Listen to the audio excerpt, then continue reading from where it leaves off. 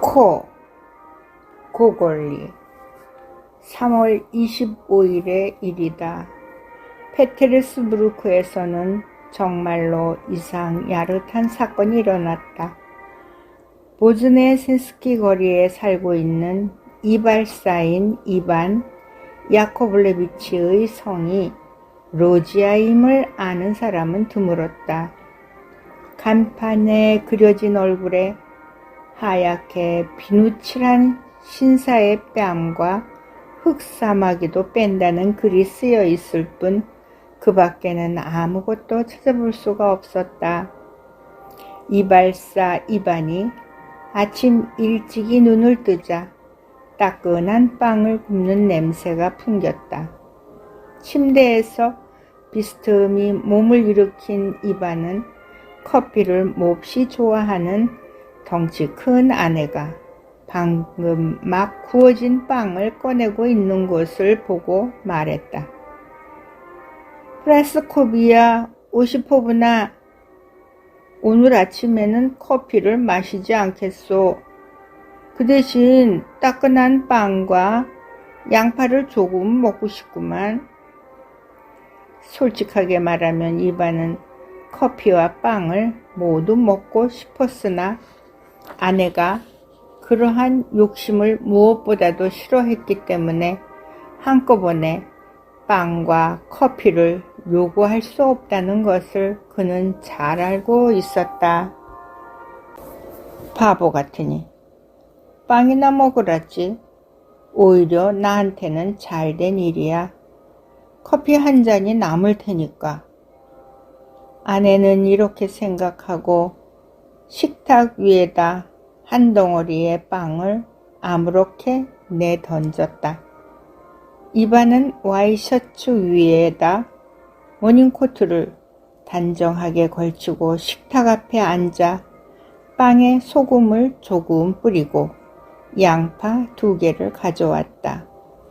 그 다음에 나이프를 손에 들고 약간 진지한 표정으로 빵을 정확히 2조각이 되도록 자르고 그 속을 들여다보았더니 뜻밖에도 희끄무레한 것이 눈에 띄었다.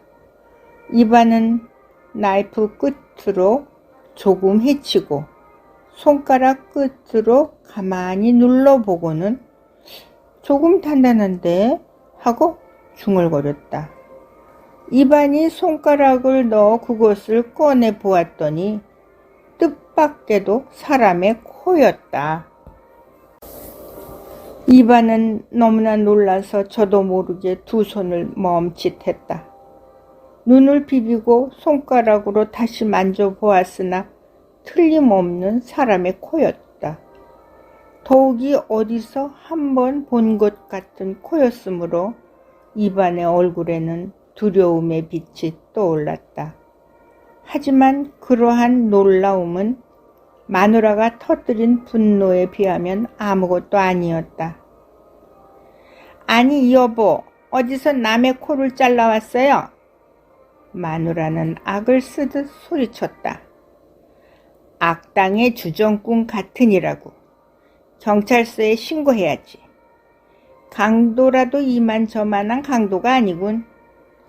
당신이 면도할 때 남의 코를 죽어라 하고 잡아 뜯는다는 것은 나도 이미 3사람한테서 들었지만, 그러나 이반은 정신이 나간 사람처럼 의자에 멍하니 앉아 있었다. 그는 이 코가 바로 매주 수요일과 일요일에 면도하러 오는 8등 문관인 코발레프의 것임을 알았다. 여보, 가만히 있어요. 내가 이것을 싸서 한 구석에 두었다가 나중에 갖다 버릴 테니. 그따위 소리는 듣기 싫어요. 그래, 내가 방 안에다 남의 얼굴에서 베어낸 코를 두게 할 것 같아요? 당신 같은 게으른 뱅이는 아마 이 세상에도 또 없을 거야. 하는 일이라고는 하루 종일 혁대에다 면도날이나 문지르는 재주밖에 없는 주제에 뭐가 어째요? 자기 일은 하나도 제대로 처리할 줄 모르니 기가 막힐 수밖에. 정말 주책 좀 그만 부려요. 당신 대신 내가 경찰서에 가서 적당히 대답해 줄 것이라고 생각하죠? 천만의 말씀. 정말로 당신 같은 바보는 생전 처음이야. 자, 어서 갖다 버려요. 내 앞에 이따위 것의 냄새를 풍겼다가는 모든 것이 뒤집힐 줄 알아요. 이반은 마치 무엇에 힘껏 얻어맞기라도 한 듯이 멍한 표정으로 서 있었다. 속으로 아무리 생각해 보았으나 무엇을 어떻게 해야 할지 방법을 찾을 수가 없었다. 도대체 이런 일이 어떻게 생겼을까? 이반은 뒤통수를 긁적이며 말했다. 내가 어젯밤에 술이 취해서 돌아왔는지 어떤지는 기억이 나지 않지만 아무리 생각해도 이것은 도저히 있을 수 없는 일이야. 왜냐하면 빵은 잘 구워졌는데 그 속에 든 코는 그렇지 않거든. 어찌된 까닭인지 통 알 수 없는 일이야. 이반은 그만 입을 다물어 버렸다. 조금 있으면 이 코가 경찰의 손에 들어가 그 죄를 받을 생각을 하자 기절할 지경이었다. 은실로 보기 좋게 수놓은 경찰 제복에 붉은 옷깃과 반짝이는 큰 칼이 벌써부터 눈앞에 어른거려 온몸이 후들후들 떨렸다. 이윽고 이반은 꾀죄죄한 옷차림을 하고 마누라의 시끄러운 잔소리를 귓등으로 흘리며 헝겊에 코를 싸서 들고 큰 길로 나섰다. 이반은 그 코를 어느 집 대문에 주춧돌 밑에 틀어넣든가 아니면 땀바닥에 떨어뜨리고 얼른 골목길로 도망쳐 버리려고 생각했다.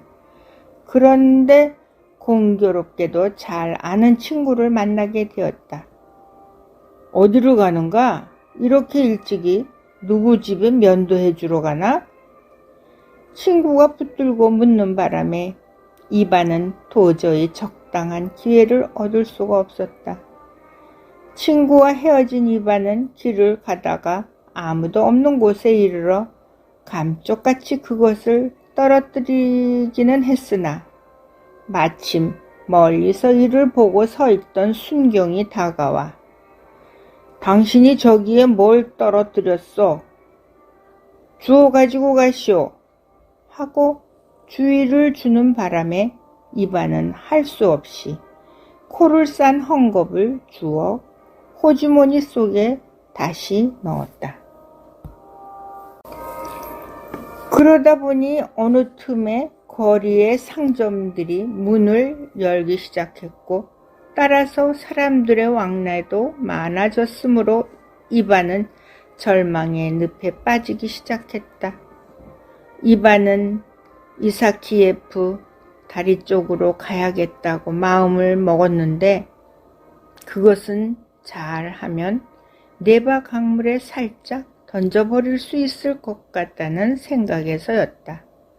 그건 그렇고 여러 가지로 보아 존경할 만한 인간 이반에 대하여 지금까지 한마디도 소개를 안 했다는 것은 조금 죄송스러운 일이 아닐 수 없다. 이반은 러시아의 기술 좋은 이발사들이 다 그렇듯이 대단한 술꾼이었다. 그래서 날마다 손님들의 수염을 깎아주면서도 자기는 면도를 하지 않았다. 이반의 모닝코트는 얼룩얼룩하게 보였는데 그것은 본디 검은색이었으나 지금은 온통 누렇게 바랜 얼룩과 잿빛 무늬가 생겼기 때문이다.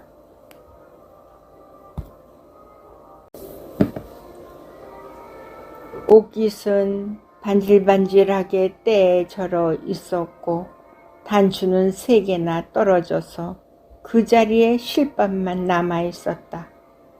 그러나 이반에게는 상당히 배심 좋은 데가 있었는데 팔등 문관인 코발레프가 면도를 할 때면 언제나 이반, 자네 손에서는 썩는 냄새가 나는군 하고 놀리면 글쎄요, 어디서 그런 냄새가 날까요?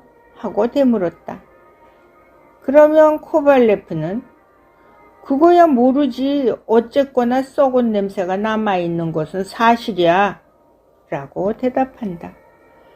그러면 이반은 코담배를 한 번 맞고 나서 이번에는 대답 대신 코발레프의 볼과 코, 뒤통수, 턱밑 등 닥치는 대로 마구 비누칠을 했다.